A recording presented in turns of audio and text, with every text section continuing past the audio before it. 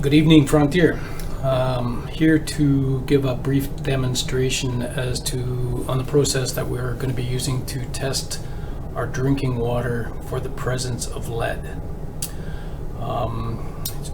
Most schools will have received or will be receiving this week a kit which is meant to contain everything you need to do the testing. So I'll open up this cooler here and show you what you should expect in the kit. First thing you should expect is one or more freezer pack. There might be a different format. These should be put into your freezer right away so that they're ready for shipment back to ALS Labs when your testing is complete. The next item you'll find in there is, thanks to Pamela, a very nice plastic bag with some documents in it. And the third thing you're going to find in there is bottles. There'll be 2 bottles for each tap that is going to be tested. So we'll look at the documents that are coming. There's essentially 3 types of documents. There's a chain of custody document, which is basically a form asking the lab to do some testing. And then we have 2 different kinds of stickers. One sticker goes onto the fixture, the sink or the bottle fill station or drinking fountain, and the other sticker goes onto the sample bottles once the water's been drawn. So the chain of custody document kind of looks like this, and something that we've used throughout this process is you're going to see over here is our asset ID. So essentially we've broken down all the sinks that are to be tested and given them numbers so that we can trace them. This particular one at the top, say, is number 02, so that means brochet. Number 01 is for the sink number in that room, so it's either the first sink or the only sink in that room. Room number 124 is the room number that the sink is in, and then the KS denotes it's a kitchen sink.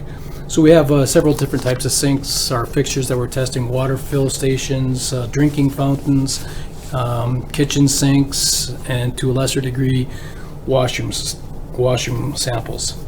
So most of the numbers are pretty straightforward on here. What is a little bit tricky is the sink number. And I know it's been a bit of a challenge, but at any rate, the sink number, here's a room with 2 sinks. This is room number 108. This is at Falcon Beach School. So this one here is sink number 1 because we're counting the sinks always clockwise. So this would be sink number from the door, clockwise from the door. So this is going to be sink number 1. This is going to be sink number 2. When we go into this room here, again, we go clockwise from the door. So we have sink number 1 here and sink number 2 here. So this one again is Falcon Beach, sink number 2 in room 108, and it's a washroom sink. This one over here is again Falcon Beach School, sink number 1, room 109, and it is also excuse me, a washroom sink.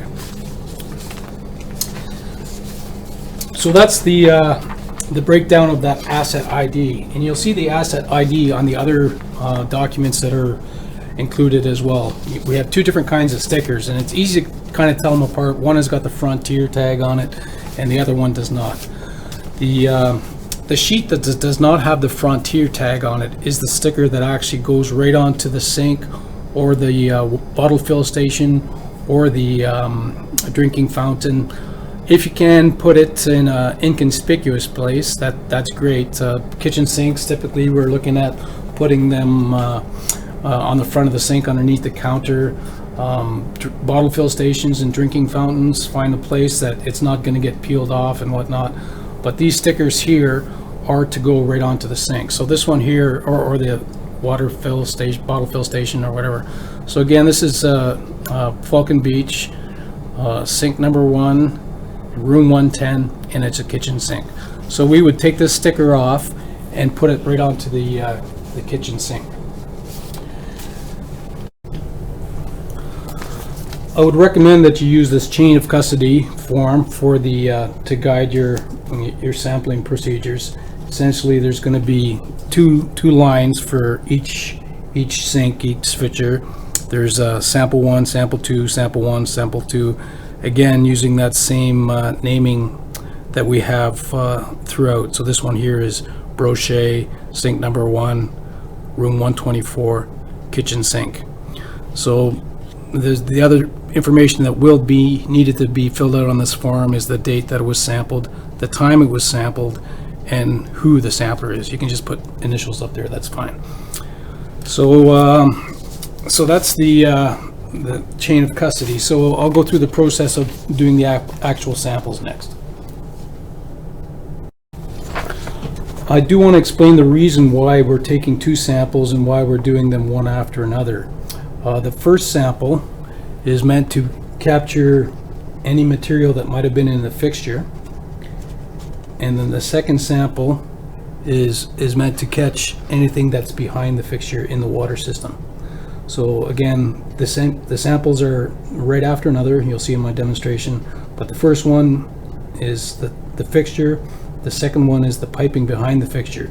So it's very important to make sure that we have the proper sequence when we're submitting our test results and marking them down on the sheets.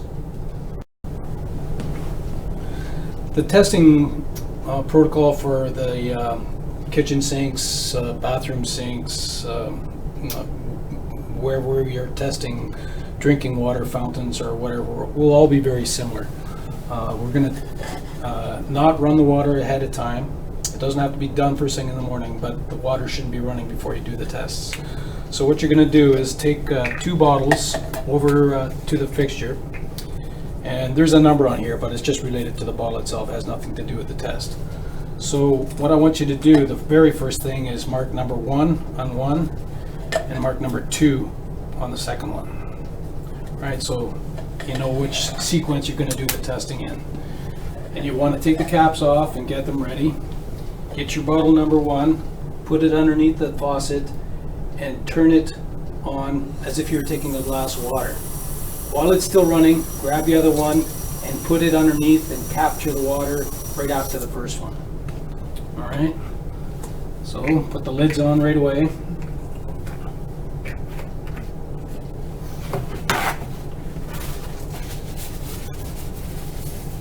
Dry off the bottles. Then I'm going to get you to take the stickers that are going to match that sink, so or the faucet or drinking fountain or whatever. So make sure that you got the right asset ID, which is highlighted in yellow, that matches the sticker that you put on the sink. Make sure you take notice of the sample testing 1, sample testing 2. You should also mark the test date and time on here on these sheets, and tester's initials.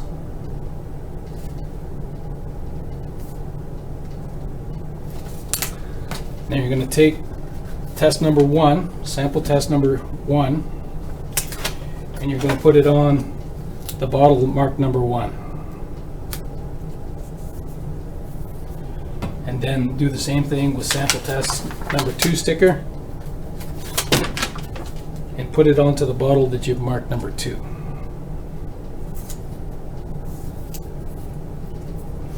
So when it comes time to fill out the COC, the chain of custody, you could either do that now as you're going through and fill out the date and time and the sampler, or you can wait until the end and put all the bottles in front of you, make sure you match them.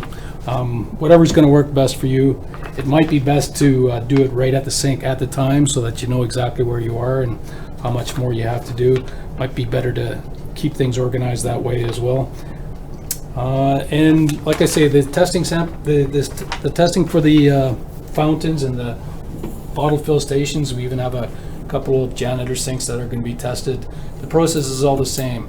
You turn it on, you capture the first water that comes out, and you slip the other one out underneath the faucet before it stops running, so that you have 2 sequential tests, so that we get that testing of the water fixture and the piping behind the water fixture. So once all this is all done and you've got all your tests completed, I need you to put all the bottles, make sure they're closed tightly, put them back into the cooler, put your freezer pack into the cooler that you've had in the freezer, and then take this chain of custody document that's been filled out by first by Pamela here and then by you here. Just fold it in half. You may have, depending on the size of the spool, some people have several sheets, some spools will just have one. But make sure you zip it up so that it stays dry in here. And I'll be standing out tags for these coolers to be shipped. But these coolers are to be shipped back to ALS Labs directly by Canada Post. They should not come to Frontier. They should not come to the division office or the area office. You can tape them closed. I'm sure when you got them, you found that we have some pretty good tape here in the division office. But tape them down. We'll get you something to address them and put them in the mail as quickly as you can, please. It's important that this testing be done in the shoulder season, so before it gets too cold. If we wait too long, then the tests will not be valid. So it's important that we get on this right away. As soon as you get the coolers and you've had a chance to go over this video and review it with your people, please set out getting these samples collected and submitted as soon as possible. If you have any other questions, don't hesitate to either call or email, and thank you very much.